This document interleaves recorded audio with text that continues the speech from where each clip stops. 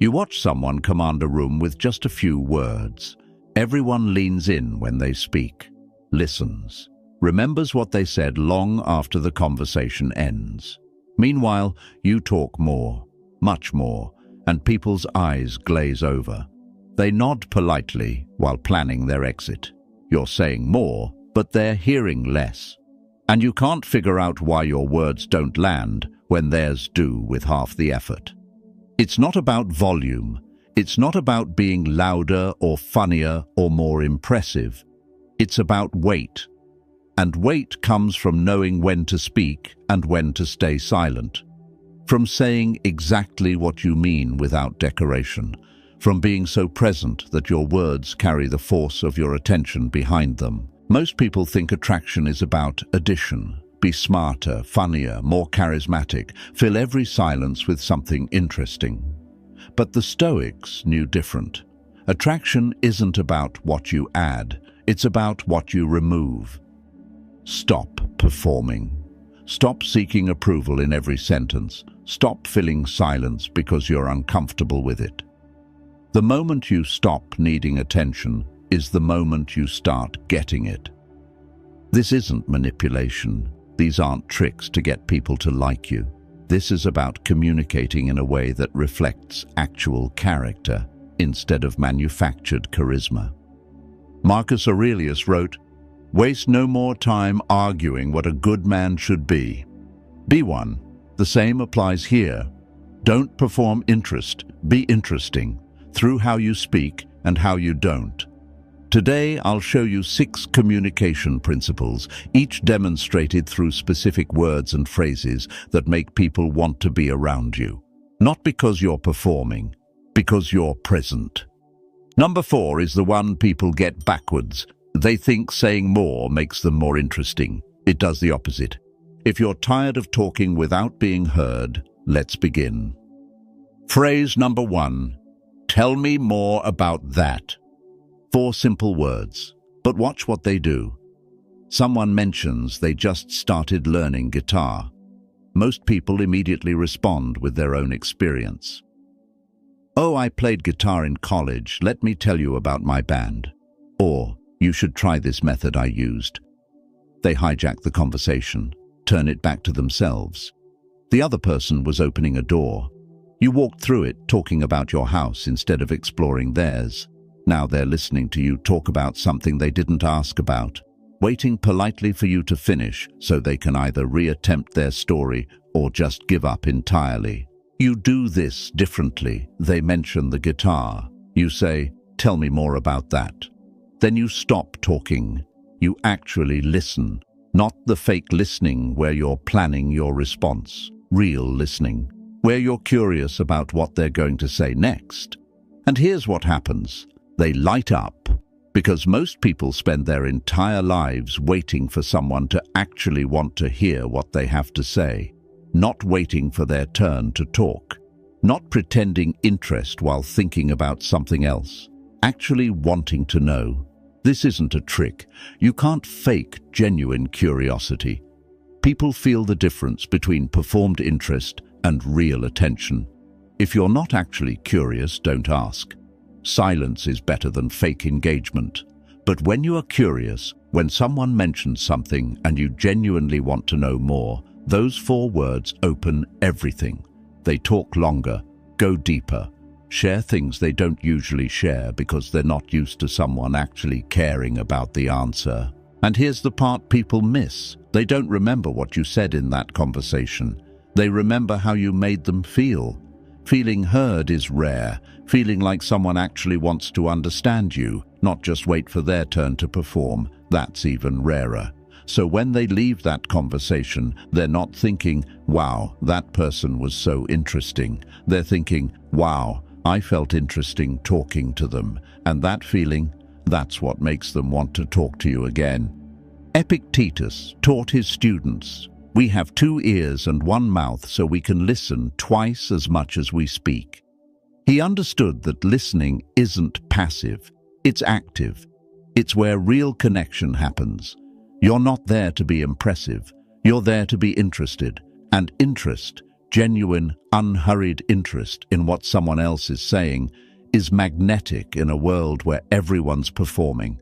Watch what changes. Conversations go deeper faster. People open up to you in ways they don't with others. You become the person they seek out when they want to talk about something real. Not because you gave great advice or told fascinating stories. Because you made them feel heard. That's the power in those 4 words. Not in saying them, in meaning them. The second phrase people avoid because they think it makes them look weak. It does the opposite. Phrase number 2, I don't know. 3 words most people are terrified to say. Someone asks your opinion on something you're not familiar with. Your instinct is to fake it. Make something up that sounds intelligent. Deflect with a vague answer that could mean anything.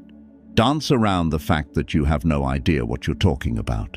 Because admitting ignorance feels like admitting weakness, like you're less than, like you should know this, and the fact that you don't means something's wrong with you. But watch what actually happens when someone fakes knowledge. You're in a conversation, they're asked about something they don't know, but instead of saying so, they manufacture an opinion, and you can feel it. The answer has that hollow quality, words that sound right but mean nothing. They're performing confidence they don't have, and now you're wondering if they're willing to fake certainty about this. What else are they faking? Can I trust anything they say with conviction? The fake knowledge doesn't make them look smart. It makes them look insecure, like they need you to think they know everything. Now watch someone who's actually confident. Same question. They pause. Then, I don't know. That's it. No explanation about why they don't know, no apology for their ignorance, no deflection to something they do know. Just 3 words, delivered calmly, like it's not a crisis, that there's something they're not an expert in, and immediately you trust them more. Because if they're honest about what they don't know, they're probably honest about what they do know. Their certainty, when they have it, means something. They're not performing. They're just being straight with you. This is what Socrates understood when he said, I know that I know nothing. It wasn't false humility. It was the recognition that wisdom begins with admitting the limits of your knowledge. Insecure people need to appear knowledgeable about everything. Confident people are comfortable saying, I don't know, because their value isn't tied to having every answer. They're secure enough to admit when they don't. Here's what changes when you start using these 3 words honestly. People relax around you. They're not competing with your ego anymore. They're not bracing for you to one-up them with superior knowledge. And when you do speak with certainty, when you actually know what you're talking about, they listen. Because you've established that you don't just say things to sound smart. You say things because they're true. Your words carry weight because you've proven you're willing to admit when they don't.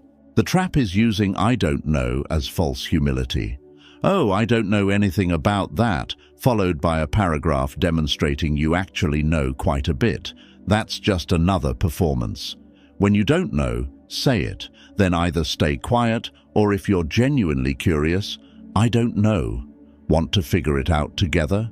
But don't fake ignorance. And don't fake knowledge. Both are performances. Just be honest about what you know and what you don't. That honesty is more attractive than any amount of manufactured expertise. If you've said, I don't know this week when you could have faked it, if you chose honesty over performing expertise, comment, I chose truth below. Not to announce what you admitted you didn't know, just to mark the moment you valued being honest over being impressive. That choice, repeated quietly, is what builds real trust instead of fake authority. The third phrase saves you from the trap most people fall into when someone shares a problem. Phrase number 3. That sounds difficult. Someone shares a problem with you. Work's been overwhelming. Their relationship is struggling. They're exhausted trying to keep everything together. And your first instinct, the thing everyone does, is to immediately offer solutions. Have you tried? What if you just, when I was dealing with that, You think you're being helpful. You're not. You're dismissing them, because what they heard wasn't, "Here's a solution." It was, "This is simple, why haven't you figured it out yet?" Most people don't share problems because they want you to fix them. They share because they need to be heard, because they've been carrying something heavy, and just saying it out loud to someone who actually listens makes it lighter. But when you jump straight to solutions, you're telling them their struggle isn't that complicated, that if they just did this obvious thing you thought of in 5 seconds, the problem they've been living with for months would disappear, and now they feel worse. Not only do they still have the problem, now they feel stupid for not having solved it with your simple solution. Watch what happens instead when you say, "That sounds difficult." 3 words. You're not fixing, you're not minimizing, you're not comparing it to your own experience. You're just acknowledging that what they're going through is hard. And that acknowledgement, that simple recognition that their struggle is real, gives them something they're not getting anywhere else. Permission to feel how they feel without having to defend it or solve it immediately. They keep talking because you didn't shut them down with advice. You made space for them to process out loud. And processing out loud with someone who's not trying to fix you is how most people actually figure out what they need to do. Not from your solution, from hearing themselves think while you listen without judgment. That's the gift, not your wisdom, your patience. Marcus Aurelius wrote, "Be tolerant with others and strict with yourself." Most people do the opposite. They're strict with others. Just do this, it's not that hard, and tolerant with themselves when they struggle. But real strength is being patient with other people's difficulties while holding yourself to high standards. When someone shares a problem, they're not looking for you to be strict with them. They need tolerance. Understanding that what's hard for them is hard, even if it wouldn't be hard for you. Here's what changes. People start bringing you real problems, not surface complaints, deep stuff, because you've proven you won't immediately try to fix them or minimize what they're feeling. You'll just listen. Validate, make space. And that space, that rare space where someone can be struggling without being judged or fixed, is where real connection lives. You become someone safe, someone trusted. Not because you have all the answers, because you don't pretend to.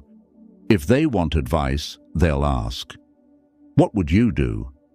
Then you can offer something. But even then, offer it as your experience, not as the solution. When I dealt with something similar, this helped me. Might not work for you, but it's there if you want it. You're not the expert on their life. You're a witness to their struggle, and sometimes being witnessed is all someone needs. Number 4 is the hardest discipline. Most people never master it, but it's what makes everything you say actually matter. Phrase number 4, silence. Most people are terrified of it. A pause in conversation and they panic. Fill it with words, any words. Observations about nothing, stories no one asked for, commentary that adds nothing. Because silence feels like failure, like the conversation is dying and it's your job to resuscitate it with more talking. So you talk, and the more you talk, the less anyone listens. Because words without weight are just noise, and you've trained everyone around you that your words are noise, constant, low level, easy to ignore. Now watch someone comfortable with silence. They're in a group. Everyone's talking, they're quiet. Not because they have nothing to say, because nothing worth saying has appeared yet. Someone asks them a question. They don't answer immediately. They pause, 2-3 seconds. Actually think about what they're going to say. Then they speak. One clear point, done, and everyone's listening. Because the silence before they spoke made the room lean in. The pause signaled, what's coming next matters. And when they finish, they don't fill the space after. They let the statement land, let other people respond, or let silence sit there if that's what's needed. Here's what that silence does. It creates weight. When you speak rarely, your words carry force. When you're comfortable with quiet, people become uncomfortable with it around you. They fill it, and in filling it, they reveal themselves. You learn more about someone in what they say to fill an awkward silence than in an hour of normal conversation. They show you who they are when they're uncomfortable, their patterns, their insecurities, what they're actually thinking versus what they perform when they're comfortable. But it only works if your silence is comfortable. If you're sitting there anxious, desperate for someone to talk so the awkwardness ends, they feel that. Your discomfort makes them uncomfortable. But if you're genuinely at peace with quiet, if you don't need constant verbal stimulation to feel okay, that calm is contagious. They relax, and relaxed people are honest. Performed people are careful. You want honest. Seneca wrote, "Silence is a lesson learned from the many sufferings of life." He knew that people who talk constantly are often running from something, their own thoughts, the weight of what they've experienced, the discomfort of just being with themselves. But people who've sat with real suffering learn that silence isn't empty, it's full of presence, of attention, of the ability to just be without needing to prove you're interesting every 30 seconds. When you master this, when you're genuinely comfortable not speaking unless you have something worth saying, watch what happens. In groups, people start looking at you when they want a real opinion, because you don't waste words on safe takes and obvious observations. When you speak, it's because you actually have something to contribute. One-on-one conversations go deeper, because you're not filling every pause with surface talk. You're letting the silence do the work. And silence is where people go deep. They say things in the quiet they'd never say in constant chatter. This isn't about being cold or withholding. It's about being present enough that you don't need words to fill space. Your presence is enough. And that presence, that rare comfort with just being, is magnetic. If you just realized you've been filling silence because you're uncomfortable with it, if number 4 hit differently, subscribe so you remember this when you're about to talk just to fill space. Like this, so someone else learns that saying less makes their words matter more. The 5th phrase recognizes something people are desperate for but rarely receive. Phrase number 5, I appreciate you, not thank you, not thanks for your help, not I appreciate what you did. Those are transactional. They acknowledge actions, services rendered, tasks completed. Someone helped you move, you say thanks. Someone covered your shift, you say you appreciate it. The action, the thing they did for you, but I appreciate you. Those 3 words do something different. They acknowledge the person, not what they did, who they are. Watch the difference. Your friend shows up when things are hard, again, like they always do. You could say, thanks for being there.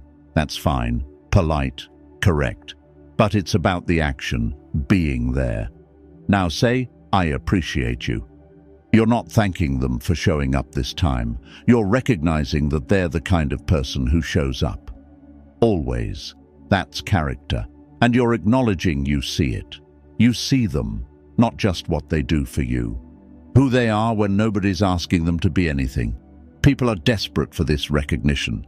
The world treats them as functions. At work, they're what they produce. At home, they're what they provide. They're constantly being measured by output, by what they do. And somewhere deep, they're starving for someone to see past the doing and recognize the being. To say, I see who you are, not just what you've done, and who you are matters to me. This phrase doesn't work if you scatter it everywhere. I appreciate you for passing the salt. No, it loses all weight. Reserve it for real moments. When someone shows you consistency. When you notice their character, not just their actions. Your colleague stays late to help you meet a deadline. Don't just say, thanks for staying. Say, I appreciate you. You always show up when it counts. Now you're not acknowledging the late night. You're acknowledging their reliability, the pattern, the person. Marcus Aurelius started each day thinking about the people around him, not what they did for him, who they were. He wrote, "When you arise in the morning, think of what a precious privilege it is to be alive, to breathe, to think, to enjoy, to love." He knew that recognizing someone's existence, their character, their value as a human beyond their utility, that's rare, and rare things are valuable. When you're the person who sees people, not just their actions, you become rare too, and people want to be around rare. Here's what changes when you start saying this, really meaning it. People become loyal, not because you're useful to them, because you make them feel seen. In a world that reduces everyone to what they produce or provide, you're the person who sees them as complete humans, flawed, consistent, worthy of recognition just for who they are. That's magnetic, not in a manipulative way, in a human way. We all want to be seen. Most of us never are. When someone actually sees us, not what we do, but who we are, we don't forget that person. Use it sparingly, mean it completely. And watch what happens when people realize you're not just thanking them for their labor. You're recognizing their character. That recognition creates bonds that transactions never could. The final phrase is the one most people are terrible at. But without it, nothing you say actually matters because your words won't be respected. Phrase number 6. No. One word, the hardest one to say. Someone asks for your time, your energy, your presence at something you don't want to attend. And your instinct is to say yes, or to say maybe, or to invent an excuse that sounds legitimate enough that they can't argue. Anything except the simple truth, no, because no feels harsh, feels like rejection, feels like you're being difficult or unreasonable or not a team player. So you say yes to things you don't want to do, with people you don't want to see, at times that don't work for you. And every time you say yes when you mean no, you teach people your time has no value, that you're available to everyone for everything, that your boundaries don't exist. Watch what happens to people who can't say no. They're exhausted, resentful, overcommitted to things they don't care about while having no energy left for what matters. Their calendar is full, their life is empty, because they gave all their time to other people's priorities and kept none for their own. And people don't respect them more for their availability, they respect them less. Because someone who says yes to everything is saying their own time isn't valuable enough to protect. And if you don't value it, why would anyone else? Now watch someone who can say no. Someone asks them to do something. They pause. Actually consider if they want to do it. If they don't, no, I can't. That's it. No lengthy apology. No invented excuse about being busy. No maybe next time that leaves the door open for future pressure. Just no. Simple, clear, final. And the person asking might be surprised, might even be annoyed. But they respect it. Because this person just demonstrated something rare. They know what their time is worth, and they protect it. Your yes only matters when your no is real. If you say yes to everything, your yes means nothing. It's not a choice, it's just your default setting.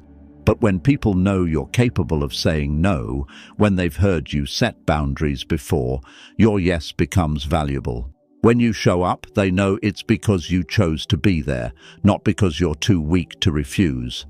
Epictetus taught, first learn the meaning of what you say, and then speak. Most people say yes without considering what it means. It means your time, your energy, your presence, all finite resources. Every yes to something unimportant is a no to something that matters. You just didn't say the no out loud. You said it silently to yourself, to your goals, to the things you claim are priorities but never have time for, because you're too busy saying yes to everyone else. Here's what changes when you start saying no honestly. People stop assuming you're available. They become more thoughtful about what they ask from you. And when you do say yes, they value it, because they know it's a real choice, not a weak surrender. You reclaim your time, your energy, your ability to focus on what actually matters instead of being scattered across 100 obligations you never wanted. Say no without apology, without excuse, without softening it with false maybes. Just no. Your time is yours. Protect it. And watch how much more people value your presence when they realize it's not guaranteed to everyone for everything. Boundaries don't push people away.